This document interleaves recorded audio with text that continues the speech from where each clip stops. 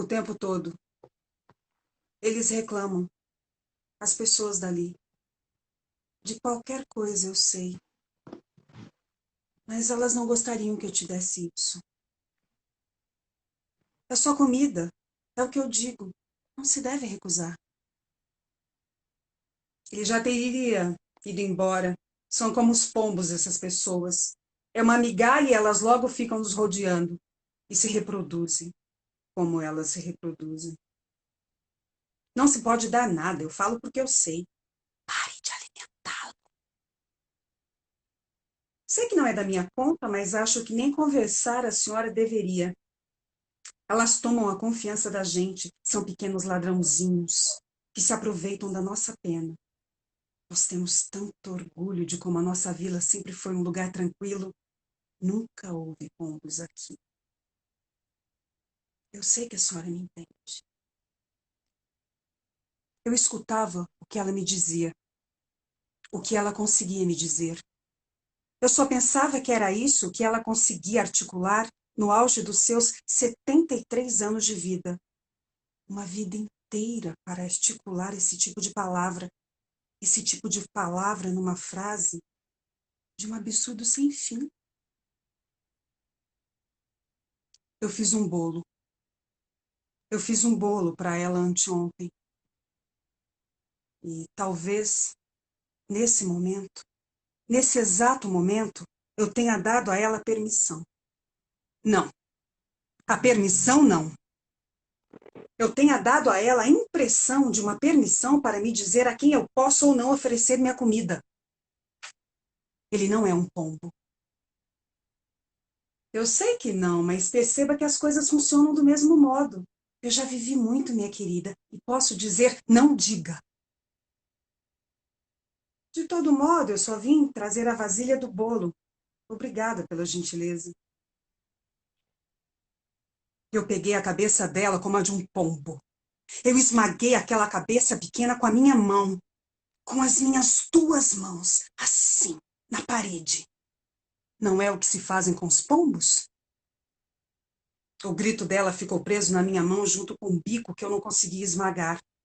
Ela espetava a minha mão como uma agulha e tentava ainda dizer para não alimentar os que... Eu acariciei os cabelos grisalhos dela. Eu tenho muito serviço hoje, minha senhora. Os aventais para o açougue da avenida.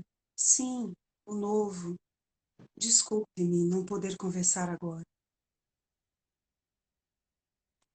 Então, não se preocupe. Eu vou continuar te trazendo comida. Não, não, não acho que você seja um pombo. E nem quero que você pense mal dela.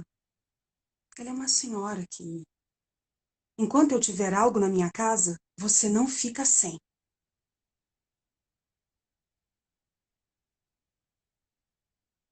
Eu, eu poderia te ajudar a achar algum lugar. Qualquer coisa é melhor do que... Eu só estou dizendo que é bom ter onde poder permanecer. Algum conhecido, talvez? Alguém que você tenha perdido contato e que queira reencontrar?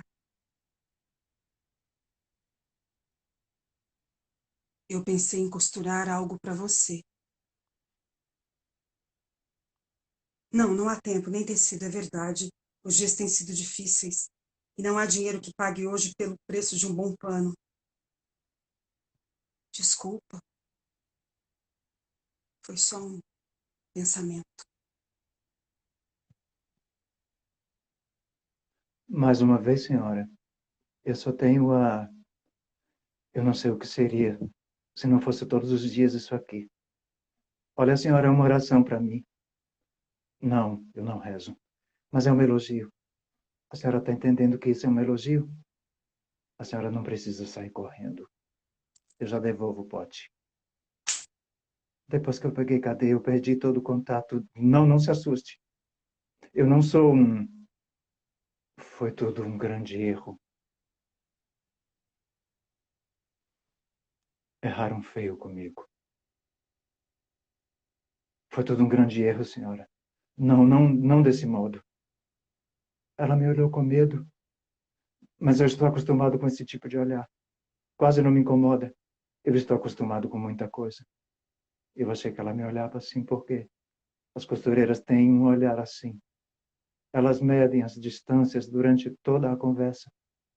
Elas medem as conversas em centímetros. Dos seus olhos saem fitas métricas. Uma medusa dos olhos, eu fico pensando. Ela olha para o meu peito e eu coloco a mão bem no meu peito. Como se tentasse me comunicar com ela por gestos, para não ter que dizer em palavras que ela não precisa, você não precisa ter medo de mim.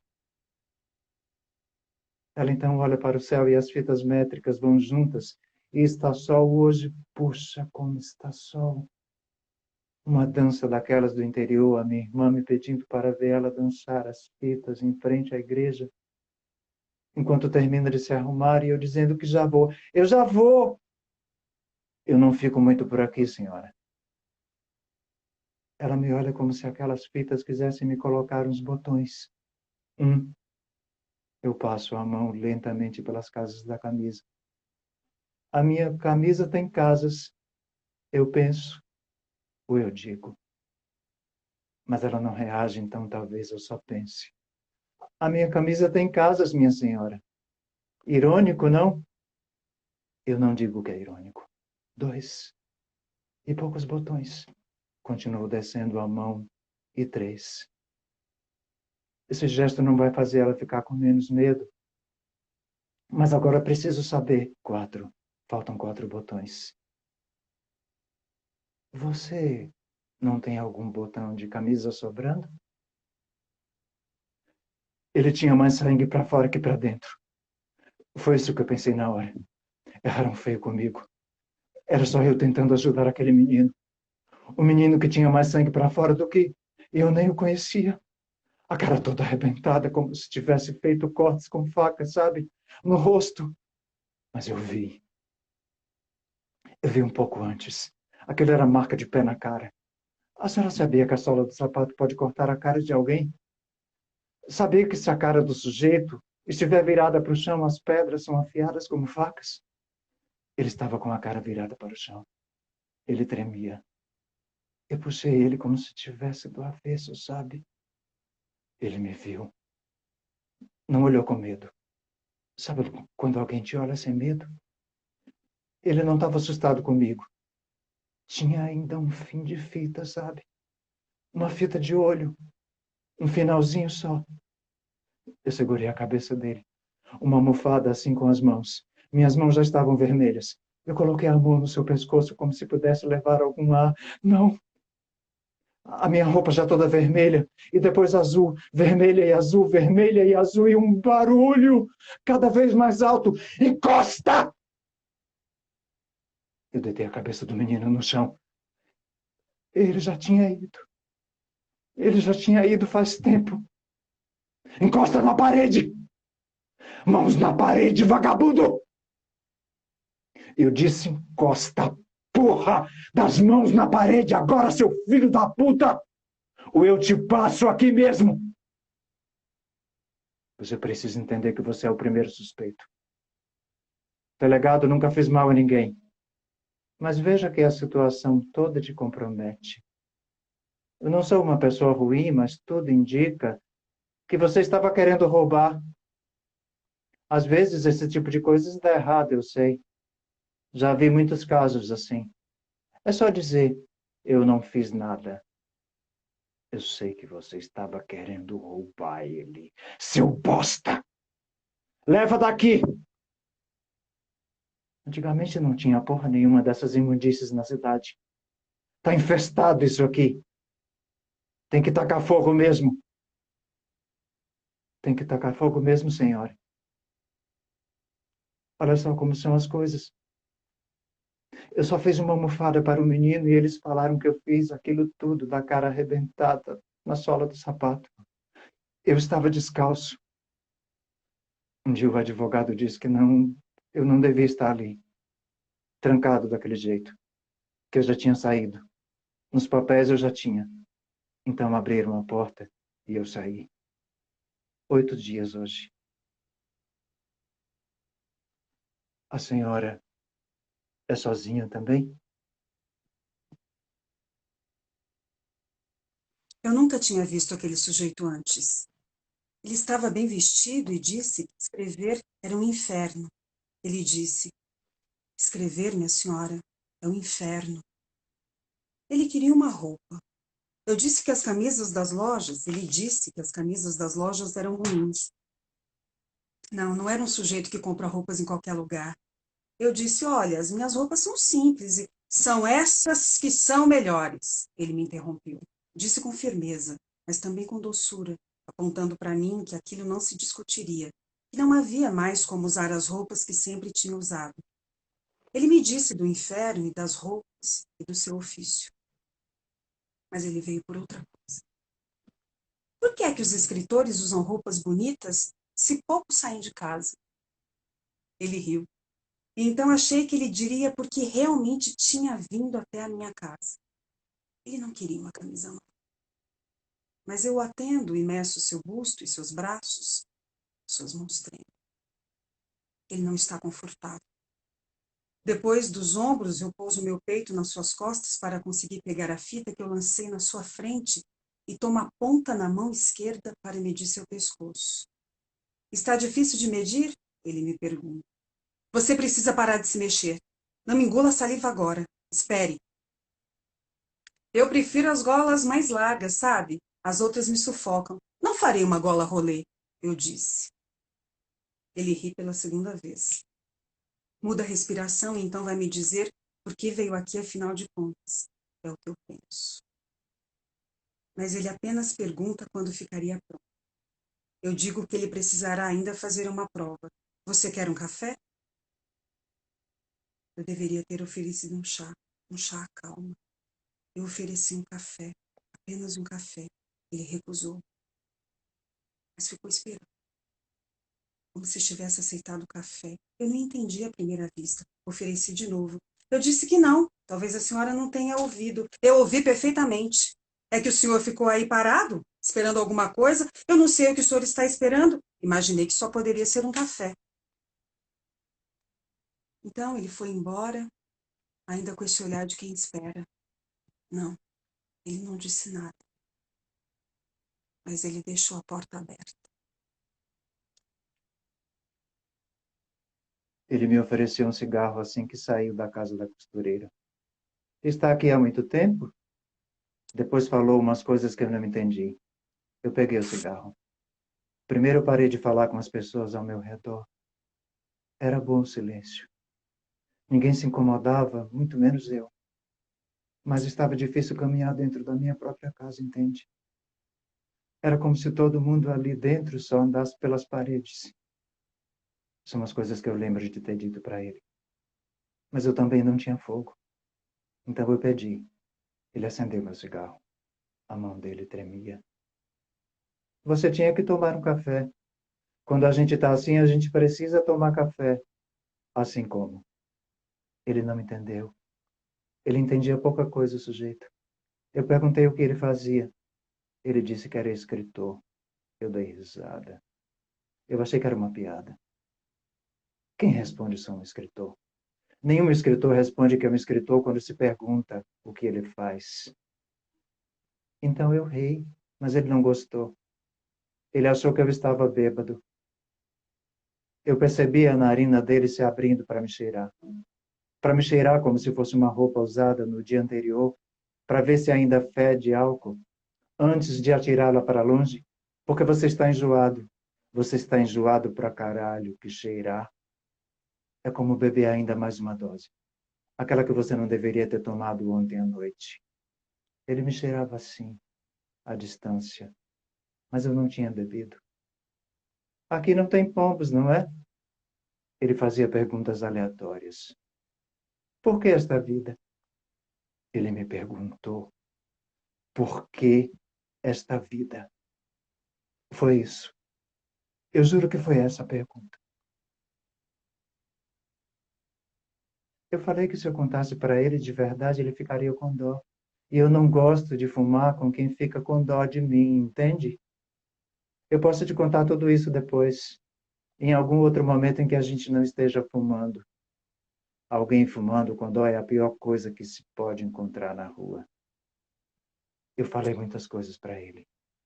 Eu não sei se eram coisas que faz o outro ficar com dó, mas ele fez cara de nojo em algum momento. Você tem outro cigarro? Fica com isso. Tenho mais. Ele me olhou, me falou alguma coisa de que ele era parecido comigo. Eu disse, tudo na vida se parece. É tudo esperança ao contrário. Ele achou bonita a frase. Eu também. Eu falei essa frase para ele porque ele era escritor. Eu achei que era a frase que um escritor gostaria. Ele sorriu, como se me achasse ingênuo. Eu gargalhei, como se achasse ele um cretino qualquer. E eu achei que assim estaria bom para a gente continuar fumando juntos. Ele falou que minhas mãos eram muito grossas. Eu achei que ele queria minha mão no pau dele. Porque é isso que a gente diz quando diz que a mão de alguém é grossa. Eu disse, sim, é o sol. O sol gruda na pele da mão e do braço como cola. Vai ficando duro como pedra, a pele inteira. Um dia você me dá um tecido? É, um tecido ou uma roupa qualquer que dê para tecer alguma outra coisa. Pode ser velho, não tem problema. Você me arruma?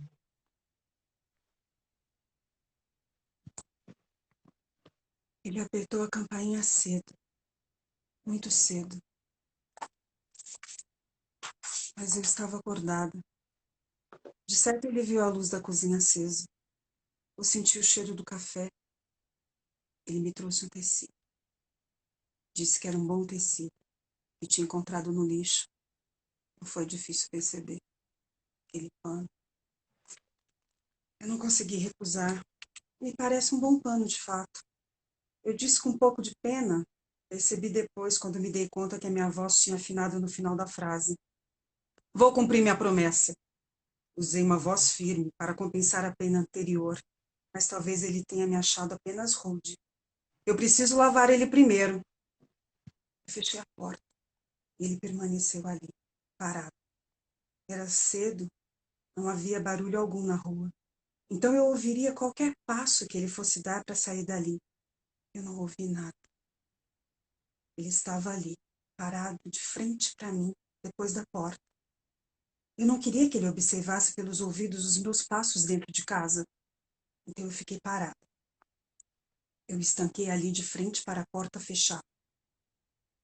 O cheiro quase insuportável daquele lençol úmido. Eu deixei o pano cair no chão. Eu deixei ele cair no chão.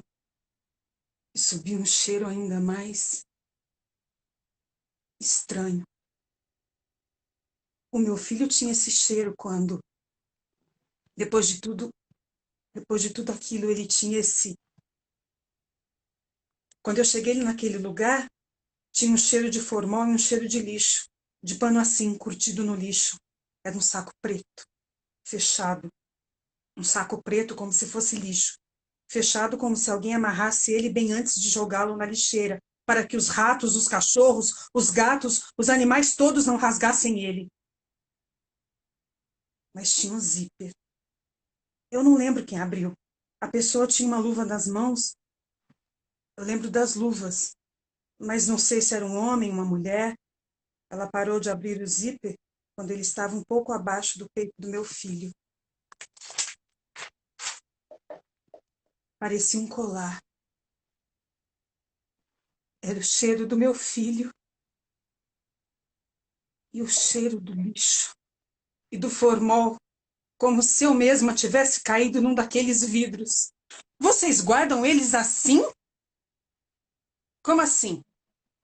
Ela me perguntou. Assim, nesses sacos de lixo. Não são sacos de lixo, minha senhora. São? Ele está assim porque vocês colocaram ele nesse saco. Não, senhora, não. É o padrão. Padrão? Padrão? Ele fedia lixo. Eu nunca havia imaginado que um filho morto poderia... É seu filho? É óbvio que é meu filho. Você não está vendo que esse aí é meu filho? É ele. Como eles podiam duvidar de que aquele era meu filho? Meu filho! Eu coloquei a mão no corpo, embora estivesse todo fechado naquele saco. Estava frio. Eu comecei a procurar ali dentro o caderninho. Ele levava um caderninho sempre com ele. Eu só preciso ver se não ficou alguma coisa aqui. Se algo foi encontrado, eles separam e deixam no guichê 12. Você pode... Ele escrevia uns versos ali, uns desenhos, umas coisas só dele. Não havia ninguém que não gostasse dele. Então, como pode alguém ser morto desse jeito? Ele gostava da capa de couro que encobria o caderno, como se fosse um presente. Esse não precisa de embrulho, não é? Foi o que ele me disse quando eu dei a ele. Talvez nele possa ouvir alguma coisa que ajude a entender tudo isso, tudo o que aconteceu. Você compreende? Os objetos, minha senhora, se houver algum, é no guichê 12. Eu queria gritar. Eu queria gritar como se minha boca fosse se abrir até a nuca e eu pudesse engolir esse tecido todo de uma vez. Eu queria comer esse tecido sujo de uma única vez, sentindo a cada saliva o gosto do lixo. Depois eu vomitaria uma vida inteira. Tudo, tudo. Eu vomitaria a vida inteira e ali estaria no meio de tanta coisa. Meu filho. Seria um nascimento ao contrário, eu sei. Ele estaria todo sujo. A minha garganta estaria doendo muito. Eu daria um banho nele, um banho de horas. Então a gente se aninharia em algum canto dessa casa. Ele me abraçando. Agora é o que eu queria. Estava no chão, o pano. Eu peguei ele de volta nas mãos e abri a porta rapidamente. Ele ainda estava lá, o homem. Ele estava lá com a cara bonita de quem permaneceu. Você quer entrar e tomar um café? Eu não preciso mais daquele tecido. Já achei um muito bom. Foi o que eu disse ao escritor quando ele me ofereceu outro cigarro. Você deve estar fazendo um guarda-roupa inteiro aí, não é mesmo? Ele não respondeu. Ele é daqueles sujeitos que respondem com perguntas. Quer beber um negócio? Que tipo de pessoa diz que quer beber um negócio? Que negócio? Que beber? Mas aí já estávamos na esquina, no bar, nas mesas de fora, porque a gente precisava fumar. Eu via na cara dele enquanto bebia a fumaça. A fumaça do meu cigarro ia direto para a cara dele e ele não tirava com a mão. Eu pensei, ele não tira a fumaça com a mão. Porque tem gente que fuma e que tira a fumaça assim, o que é muito deselegante. Ele era um sujeito elegante. E ele bebeu ao mesmo tempo em que não tirava a fumaça do rosto, sentindo um orgulho de quem estava bebendo com um mendigo, um indigente, um andarilho, é o que ele diria. Alguma dessas palavras porque ele era um escritor. E essa gente costuma gostar de usar, de escolher bem as palavras. Ou diria apenas para algum amigo dele, ele deveria ter algum amigo ou não. Essa gente às vezes é solitária. Ele diria, eu bebo com qualquer filho da puta aí da rua. Era isso. Era isso que ele diria logo mais à noite quando encontrasse com outra pessoa. Para a gente conseguir viver, primeiro algo tem que dar errado. A vida começa na recusa. E depois vem a culpa e uma cascata de acontecimentos. É, eu também acho isso aí. Isso não é meu. Ele disse que não era dele. E ele começou a falar que estava bebendo tranquilo num dia aí, num lugar. Ele não disse onde. Ele disse que bebia e fumava e ficou de pé na calçada. Viu um rapaz do outro lado da rua caminhando devagar. Ele pensou, não se caminha assim nessa hora, nesse lugar. Não tão devagar assim. O que será que esse sujeito está pensando? O que será? Talvez fosse o passo demorado, algum pensamento persistente. Ou ele sempre andava assim. Daí ele disse que veio um grupo de rapazes arruaceiros. Foi essa a palavra que ele usou. Uns rapazes arruaceiros. Quase todos passaram, mas um parou de frente para o rapaz que caminhava e gritou alguma coisa que o escritor não ouviu. Você não ouviu? Tinha um caminhão de lixo passando. Foi o que ele disse. Essas merdas fazem um barulho infernal. E não só o barulho, eu disse a ele. Eles deixam o ar fétido. Os outros rapazes se juntaram ao primeiro e começaram a bater no menino. Por quê? Eu não sei. Talvez nem o menino soubesse. Mas eles eram muitos e batiam com alegria naquele menino. Você já viu alguém bater com alegria? Aqueles meninos batiam assim, com alegria. Eu pensei em ir lá ajudá-lo, mas o que eu podia fazer? Eu fiquei parado na calçada do outro lado. Eles saíram correndo, foi tudo muito rápido. Mas eu tremi como um covarde, sabe? Covarde como num filme. Como se eu assistisse a um filme, entende? Quando eles saíram, eu fui lá ver o menino. Ele estava com a cara virada para o asfalto. Eu ia me aproximar, mas no meio-fio tinha um caderno. Um pequeno caderno.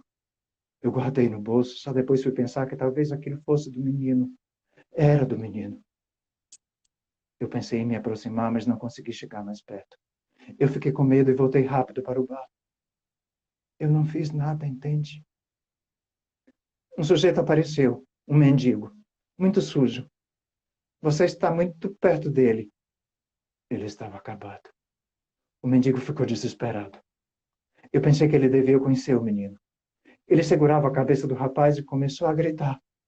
A polícia chegou. A ambulância também. A polícia levou o mendigo. A ambulância, o menino. Eu podia gritar, dizer. Eu não corria mais nenhum perigo. Oi, ele estava só ajudando, deixa o rapaz. Mas talvez fosse outra coisa. Talvez tivessem pagado aquele sujeito porque ele já tinha feito alguma merda antes. Eu não tinha nada a ver com aquilo. A gente também precisa entender quando aquilo não nos diz respeito. Eu fiquei parado. Eu não fiz nada. Aí tinha essa frase. Essa frase de merda. A frase de um moleque. Para a gente conseguir viver, primeiro algo tem que dar errado. A vida começa na recusa. E depois vem a culpa e uma cascata de acontecimentos. Estava no caderninho. E ela me deu uma culpa imensa. Ele ficou em silêncio depois dessa história, como se esperasse de mim algum tipo de absolvição. Ele me exibia como um bicho novo de zoológico. Como se a cada gole meu naquele bar desse a ele um pouco mais de humanidade. Ele não queria alguém para beber. Ele queria, você quer, é a porra de um confessionário. Eu não sou padre. Eu não sou a porra de um padre, seu merda. Sai daqui agora, seu desgraçado. Eu não sou seu padre. Ele foi embora como se eu fosse agredir ele. E era exatamente o que eu ia fazer. Eu ia enfiar aquela cara dele de merda no chão, encher aquele rosto de rasgos, para ele se lembrar dia após dia do que ele tinha feito, do que ele não tinha feito. Desgraçado, maldito desgraçado. Eu não precisava ter. Era só ele ter dito uma palavra, só uma palavra. O que é a porra de uma palavra para um escritor? Eu peço para ele tirar a camisa. Eu digo que está suja. São os pombos do centro. Inacreditável, não é? Eu sempre me pergunto como não consegue lidar com essa praga. Não deve ser difícil assim. E tem gente que dá comida. Você já viu gente dando comida para pombo? É um horror. Ele tirava a camisa como se a colocasse depois de termos transado. Era esse tipo de liberdade que ele fazia parecer na rapidez com que desabotoava. Você pode usar o banheiro. Ele parece que não ouve. Como se eu tivesse oferecido a ele um café. Vá até o banheiro. Mas é só uma. Eu não estou pedindo. Você está na minha casa. Coloque a camisa lá e depois volte. Ele fica constrangido. Como se eu enxotasse. Como se enxotam os pombos. E era exatamente isso o que eu estava fazendo. Porque ele acha que eu estou atirando migalhas para ele, mas eu não estou. Ele volta com a camisa que costurei, mas os seus olhos se prendem em outra coisa. Ele olha para a cadeira perto de mim e sorri para a camisa que está ali pendurada como se ela fosse uma pessoa. Ficou linda. Que tecido é esse? Não há mais tecidos assim. Me parece nova. Reaproveitei o que me trouxeram. Quanto custa? Não está à venda. Que pena, eu poderia pagar o... Ficou boa que eu costurei para você? Ótimo. Ele disse a palavra, mas demorou para sorrir, constrangido, como se houvesse uma falha, um ponto que pula da máquina, um enrosco da linha no carretel. Fico feliz, disse a ele pegando o dinheiro nas mãos. Mas ele não se moveu para ir embora. Eu estava a ponto de dizer para aquele sujeito: você se parece um pombo. Desses, quase ratos que ciscam e voam muito baixo para poder pegar alguma migalha ou uma bituca de cigarro. Você cisca na conversa como se fosse me dizer alguma coisa e não diz, então é melhor ir embora. É melhor ir embora logo, porque há tanta coisa a fazer e eu não tenho tempo para cuidar de pombos. Você me entende? Claro que entende. É um escritor inteligente, não é mesmo? Não cisque por aqui, seu pequeno rato. Não tenho pena de bichos assim. Você parece querer dizer algo. Foi o que eu disse. Antes de ir, eu queria pedir desculpas. Ele disse que queria pedir desculpas. Eu ofereci um café. Ele disse que não. Eu sentei. Eu sentei porque era um sinal para que ele também se sentasse. Mas ele permanecia em pé. Sente-se. Não vai demorar. Eu queria te dizer que nem sempre a gente consegue fazer o que deseja. Eu não tive coragem. Eu queria ter feito alguma coisa, mas eu não consegui sair do lugar. Você entende que às vezes a gente não consegue sair do lugar e nem sabe direito por quê. Às vezes há uma força que segura a gente. Eu tive a chance. Eu queria dizer que eu tive a chance, mas por alguma razão eu me sinto muito culpada. Na verdade, eu não sei bem o que eu poderia ter feito. Era um grupo muito grande de jovens. Eles cercaram ele sem razão, eu acho. Talvez tudo isso tenha sido sem razão. Como foi sem razão eu ter ficado parado. Eu não sei por que eles fizeram aquilo, mas eu sei que isso não importa, isso não importa. Eu sinto muito por não ter feito nada. Ele escrevia muito bem. Muito. O seu filho. Então ele tirou do bolso da calça um caderninho. Um caderninho de couro. Um caderninho de couro. A capa de couro marrom. Castanho, mãe. Isso é castanho. E um fio de couro que dava um nó. Dava um nó no caderno, nó na garganta. O que era aquele caderno? O que aquele caderno estava fazendo ali? O que esse caderno está fazendo com você? Eu sinto muito, ele disse. Não, não, não sente. Não sente o inferno de nada. Não, volta aqui. O que esse caderno está fazendo com você? Eu gritei. Eu gritei um grito imenso e sem lembrança. Ele saiu sem dizer mais nada.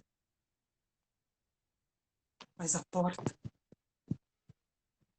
ficou aberta. Era tarde, assim como hoje. Isso aqui fica vazio. A rua toda. Nenhuma luz nas casas, nada. Não tinha mais ninguém. Nem aquele final de bar que às vezes fica na calçada. Ninguém. Eu virei a rua e dei de cara com ele. Ele estava ali, no meio da rua. No meio da rua, como se fosse uma fotografia. Eu não entendi muito bem aquela cena. O desgraçado estava ali como se fosse uma maldita fotografia. Deitado. Eu reconheci por causa do casaco. Era daqueles grandes, sabe? Ninguém usa aquela merda. Ele estava lá deitado no meio da rua, tão torto que parecia um redemoinho. Cara, isso não é elegante. Isso não é para você. Você bebeu todas, não é? Finalmente achou alguém para escutar as suas merdas. Tá sozinho. Não achou ninguém, não é mesmo? Então agora você vai escutar as minhas. As minhas merdas, ouviu? Agora. Isso vai ser agora. Agora você é o padreco. Isso, um padreco de merda. De merda! E vai me escutar! Porque eu não passei por tudo isso à toa. Eu fiquei 6 anos preso. 6 anos! Não, você não sabe o que é isso. Nem na sua maldita cabeça de escritor você pode saber o que significa isso. Não pode. Você tem parte nisso. Você tem. Você não fez nada. Não fez porra nenhuma. Nada. Você não tem ideia do que é isso. Você não tem ideia do que você fez. Seu escroto de merda. Eu ia dizendo com a voz cada vez mais alta, como se ele tivesse se distanciado quanto mais perto eu chegava. Mas ele estava lá, deitado no meio da rua. Ele não se mexia. Uma luz acendeu numa das casas, depois outras. Querem ver? Podem ver. Eu estava do lado daquele desgraçado. O soco tinha ficado interrompido no outro dia, mas hoje não. Tinha que ser ao menos 6 socos nesse maldito. Aquilo tinha que ser um confessionário para o mundo inteiro. O primeiro chute pegou na costela, no pulmão, talvez. De lado. Depois veio o segundo. Era a barriga. Eu senti no peito do pé. O maldito não reagia. No terceiro chute ele se virou. Não porque ele quis. Com a força da minha perna ele se virou e ficou de bruços. Como se pedisse que eu o carregasse. O desgraçado estava com a cara sangrando. Como se estivesse... Como se tivessem arrastado aquela cara dele no chão. Eu parei. Mas que merda. Não. Eu não devia ter. Eu não devia ter tocado nele agora. Eu olhei para as casas. Não tinha mais luz nenhuma. Era só a minha respiração. Eu respirava assim como um cachorro assustado. Mas que merda! Que merda aconteceu aqui? Ei, fala comigo. Você tá bem? Cara, fala comigo. Eu preciso sair daqui agora. Mataram o cara. Todo mundo viu a gente no bar. Caralho. Eu preciso sair agora. Agora, para nunca mais. Nunca mais, nunca. Que merda. Mataram o cara.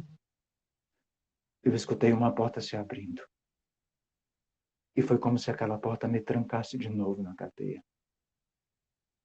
Eu não me virei. Eu ainda estava com a cabeça muito baixa, como se fizesse uma oração. Eu não vou orar para esse desgraçado. Eu não vou. Não tinha luz. Mas uma porta estava aberta, eu tinha certeza. Eu estanquei a minha respiração. Não aguentaria mais 6 anos assim. A voz. Eu ouvi a voz dela. E foi como se uma porta se abrisse. Eu a ouvi como uma sentença, um sussurro. Entra, agora.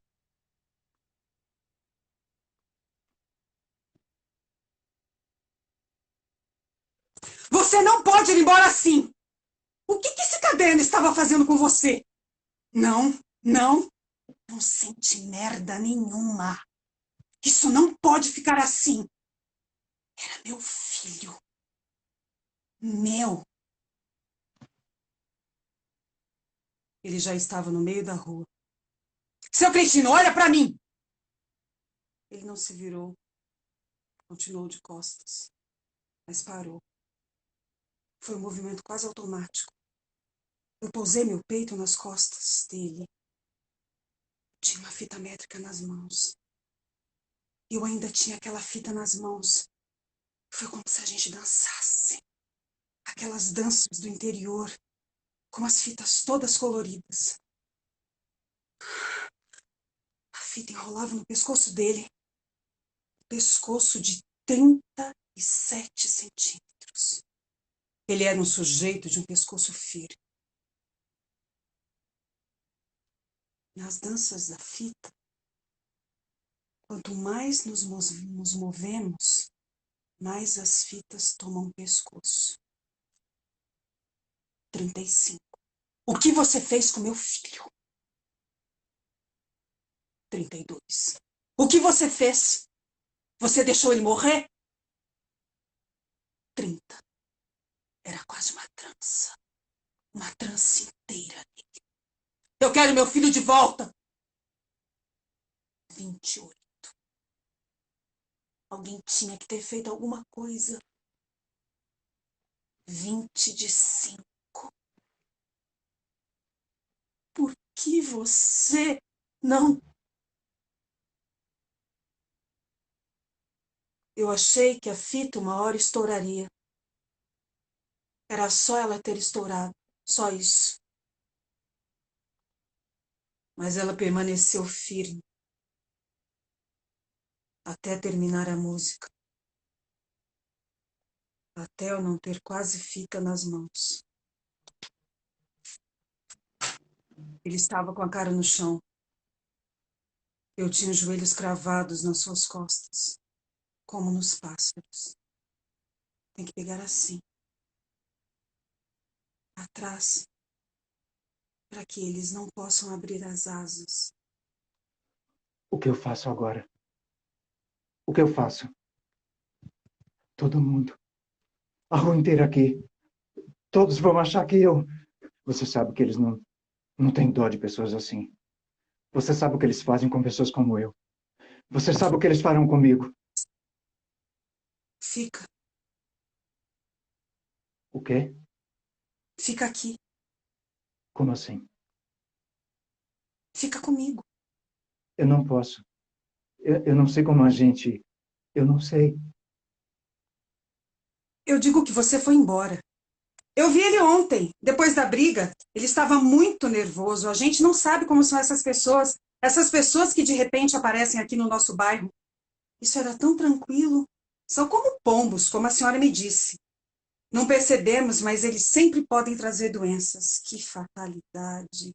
Ele me disse que iria para o interior e não tinha ideia de que ele fosse capaz de uma coisa dessas.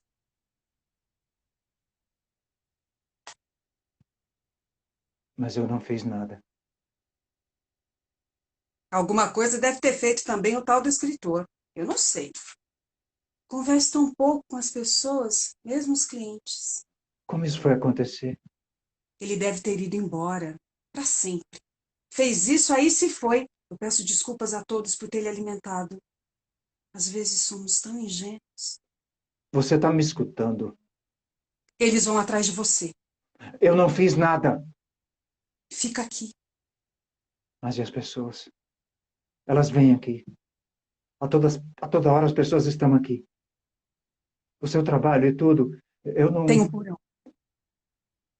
Tem um porão. Sempre pensei que ali daria um bom quarto.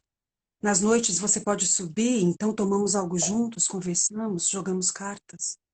É só não fazer barulho. É só não fazer muito barulho. Não se pode ser como os pombos.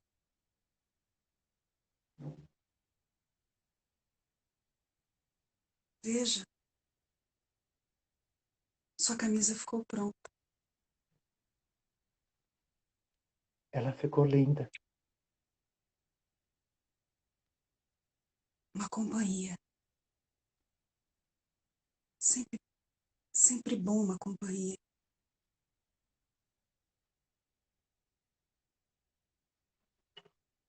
Eu cuido de você.